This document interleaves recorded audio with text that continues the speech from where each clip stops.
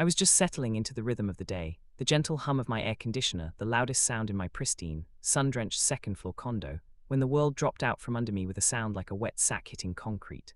That sound was the legal papers the HOA's lawyer, an officious man with slicked-back hair I'd never met, had just slapped onto my welcome mat. It was a formal eviction notice, citing me for operating a high-impact commercial enterprise in violation of our community bylaws, and demanding that I cease all business operations and vacate the premises within 30 days or face legal action. My hands started to shake, the adrenaline immediately surging through my veins, hot and sharp, because this was utterly, fantastically absurd. My high-impact commercial enterprise was typing articles on my laptop and drinking coffee.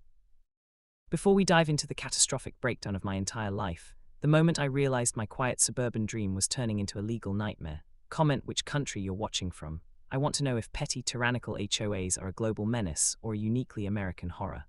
Now, back to my peaceful existence, which was about to be obliterated by a power-hungry board president and a stack of expensive paper. My office, which they claimed was a business hub, was merely a desk nestled in the corner of my spare bedroom, and my job as a freelance copywriter and editor involved 0 client visits, 0 inventory, and certainly 0 noise that could possibly disrupt the meticulously manicured quiet of our cul-de-sac. I had moved into the community specifically for its reputation for peace and quiet, finding the rigid rules, while annoying, a fair trade for the guaranteed serenity needed for creative work. I often looked out my window at the perfect green lawns and the identical mailboxes, finding a sense of calm in the uniformity that allowed me to focus deeply on my clients' manuscripts and marketing copy. The only sound leaving my unit was the gentle tap-tap-tap of mechanical keys, barely audible even if you pressed your ear to the shared wall with my neighbor, Mrs. Henderson, a sweet, elderly woman who often gifted me her prize-winning rose cuttings, and who, ironically, was far louder when tending her garden than I ever was at work. I ripped open the packet, the crisp legal document threatening to slice my fingers, as I hastily unfolded the dense pages filled with archaic language and self-important clauses. The core accusation hinged on a recent amendment to the bylaws, pushed through by the new HOA president, Brenda, the Banshee Reynolds, which specifically prohibited the use of residential units for business operations generating undue vehicular or foot traffic. They had somehow conflated my occasional trip to the community mailbox with undue foot traffic, and my internet connection with a bustling commercial hub, twisting the meaning of every word to fit their predetermined narrative of me as a rule-breaking outsider who needed to be disciplined. My brain was instantly flooded with a cocktail of panic and white-hot rage, the sheer injustice of the situation making my hands ball into fists so tight my nails dug painful crescents into my palms. I tried to mentally backtrack. Had I once had a FedEx delivery that lingered too long? Did I accidentally leave my laptop open and visible when one of the property managers walked by for a maintenance check last week? No, every step I had taken was carefully measured to ensure I was compliant, precisely because I knew Brenda Reynolds was the type of person who looked for reasons to exert her minor domain authority over everyone else. This wasn't about a rule. This was personal, a calculated attack from the moment I ignored her passive-aggressive request to donate some of my successful freelancer income to her private community landscaping fund. I immediately fired off an email to the board detailing my work, a solitary person, a laptop, 0 physical presence, and attaching screenshots of my annual schedule, which showed no meetings, no clients, and 0 disturbances. I requested an immediate, in-person meeting to clarify the misunderstanding, believing that once they saw the facts laid out in front of them, this nonsensical threat would dissolve like a bad dream. But instead of a rational response, I got a curt, 3-line reply from Brenda herself, informing me that the board had reviewed my confession of income generation and stood by their decision. The nature of the money exchange, regardless of foot traffic, constitutes commercial use. Your appeal is denied. The 30-day clock is ticking. I knew then that logic was dead, and I was going to have to fight this in the dirt, where the banished queen of the cul-de-sac preferred to operate. I spent the next 3 days gathering my legal arsenal, consulting with a tenant rights attorney who specialized in HOA disputes, and carefully documenting every moment of my working life with time-stamped photos and quiet decibel readings from inside and outside my unit. The attorney confirmed what I suspected.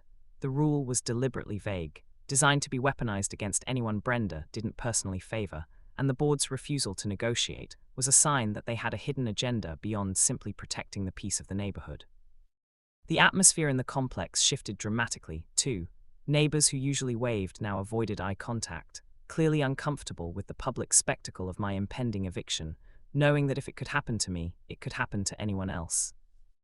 I noticed a silver sedan, always parked a few streets over, that seemed to be watching my unit, the dark-tinted windows concealing whoever was inside, and the paranoia began to set in, making me feel like a prisoner in my own quiet home. The silence that I once cherished now felt oppressive and menacing, a heavy blanket under which the HOA was secretly plotting my downfall, and I realized Brenda wasn't just trying to make me stop working, she was trying to take my home. The confrontation was set for the emergency board meeting, where I planned to present my mountain of evidence and face the woman who was trying to weaponize peace against me, but I had no idea just how deep her corruption ran. I was absolutely trembling when I walked into the community clubhouse for the emergency board meeting, the sound of my sensible work heels echoing sharply on the tile floor, making every other noise seem muted and insignificant. Brenda Reynolds sat imperiously at the center of the long, folding table, flanked by two seemingly confused but obedient board members, looking at me with the cold, dead eyes of a vulture who had spotted a weak animal in the desert. She didn't offer a greeting, didn't acknowledge my lawyer, who was seated slightly behind me with a protective notepad, but simply motioned to a single, hard plastic chair set out like a defendant's seat, indicating without a word that I was not there to engage in dialogue, but to receive my final sentence. My lawyer, a sharp, no-nonsense woman named Ms. Davies, leaned forward to begin, presenting our meticulously organized file of evidence: bank statements proving no cash transactions on site, a sworn affidavit from the local post office confirming 0 commercial shipments, and a stack of written testimonials from neighbors, including Mrs. Henderson, who attested to the absolute silence of my unit during all hours of the day and night. Brenda allowed the presentation to continue for less than 5 minutes before she slammed her palm down on the table, the sound echoing through the otherwise silent room like a gunshot, signaling that she was done with the pretense of due process and ready to execute her petty tyranny. "We have seen enough of your deflection, Ms. Harper," Brenda hissed, her voice a low, tight vibration that was far more menacing than a shout, leaning across the table with a predatory glare. "The fact remains that you admitted to running a business, and the community rule explicitly prohibits the use of residences for any revenue-generating activity, unless specifically approved by the board, which you failed to obtain. Your lawyer's documentation proves only that you are attempting to hide the high volume of intellectual property moving in and out of your unit via the internet, which is, frankly, the same as high-volume traffic in the digital age. This meeting is over. The eviction stands." The audacity of her claim that my internet connection was a form of traffic disruption was so ludicrous that a gasp escaped my lips, and I could feel the blood rushing to my face, boiling over the point of polite deference. I stood up, pushing the chair back so it scraped loudly against the tile, ignoring the frantic hand signals from Ms. Davies to remain calm, because this wasn't about the law anymore. This was about a bully who needed to be confronted publicly and decisively. I looked directly at the two board members flanking Brenda, both of whom suddenly found the floor tiles incredibly interesting, and pointed out that their interpretation of the bylaw was an unconstitutional restraint of trade and an absurd reading of a document written 50 years before the internet was invented. As the argument escalated, the doors to the clubhouse, which had been left slightly ajar, swung open just wide enough for a few curious neighbors to peer inside, drawn by the commotion and the raised voices. The entire situation was quickly turning into the exact kind of public spectacle the HOA was supposedly trying to prevent. Brenda noticed the crowd, and instead of backing down, she seemed to feed off the attention, rising to her full, imposing height and adopting a falsely authoritative tone, claiming I was trying to cheat the system, and that my insistence on working from home was a direct threat to the financial stability of the entire community. She even went so far as to claim that a local, established business owner had complained that my underpriced services were creating an unfair market, a claim that made no sense since I worked entirely with national companies. "This is not merely a legal matter, Ms. Harper," Brenda declared dramatically, swinging her gaze from me to the faces peering through the door, playing to her audience. "It is a moral one. You are abusing the quietude of our neighborhood for profit, potentially driving down property values, and the board has a responsibility to protect the integrity of this community from those who seek to use it as a low-rent commercial incubator." It was the term low rent that finally snapped something inside me, a silent, ice-cold fury replacing the hot panic, because I realized the entire fabrication was rooted in pure, elitist contempt, and she wasn't hiding it well at all. I took a deep breath, collecting my thoughts, and for a long moment I didn't speak, just stared at her with a steady gaze that seemed to momentarily falter her composure, causing her to shift uncomfortably on her feet. Ms. Davies, seeing the shift in my demeanor from defensive to offensive, quietly slipped a yellow sticky note onto my folder, and the single word written on it was, "motive." That simple word clicked everything into place, confirming the attorney's earlier suspicion that the legal threat was merely a smokescreen for something far more insidious, a means to an end that had nothing to do with my keyboard and everything to do with my specific unit. I knew my next step had to be to prove that Brenda was lying about the motive, that she wasn't protecting property values but pursuing a private agenda, and the only way to do that was to expose the inner workings of the board itself. During my initial discovery, while my lawyer was focused on the bylaws, I had submitted a separate, seemingly innocuous request for all internal board communications, emails, memos, and meeting transcripts, for the last 6 months, a massive dump of data I hadn't had time to fully review before the meeting. I had a heavy folder full of physical printouts in my bag right now, and as Brenda stood there basking in her self-righteousness, I was suddenly seized by the chilling certainty that the answer to her true, venal motive was buried somewhere deep within that stack of documents, and I was about to find it. The moment Brenda dismissed the meeting, turning her back to swagger towards the door, I dropped my briefcase with a theatrical thud that made everyone jump, and the sound was my own personal, internal starting gun.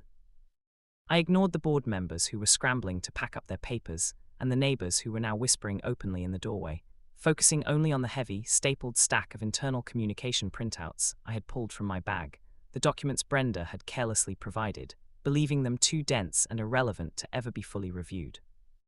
I opened the file to a random section, my eyes scanning rapidly across the monotonous headers and subject lines, praying for a sign, a keyword, anything to expose the conspiracy and stop the eviction. It was almost immediate, an astonishing piece of luck or perhaps divine justice, as my gaze locked onto a subject line that read, Ray, Unit 201 New Rules Timeline. This was immediately followed by a chain of replies, not between board members, but between Brenda and a third-party email address I didn't recognize, an account with a professional-sounding name, but clearly not belonging to anyone officially on the current HOA roster. The text of the initial email was a casual conversation about securing the purchase for Unit 201, my unit, and the subsequent replies laid out a shocking timeline of collusion that made the blood drain from my face, a cold, sickening realization of true malice.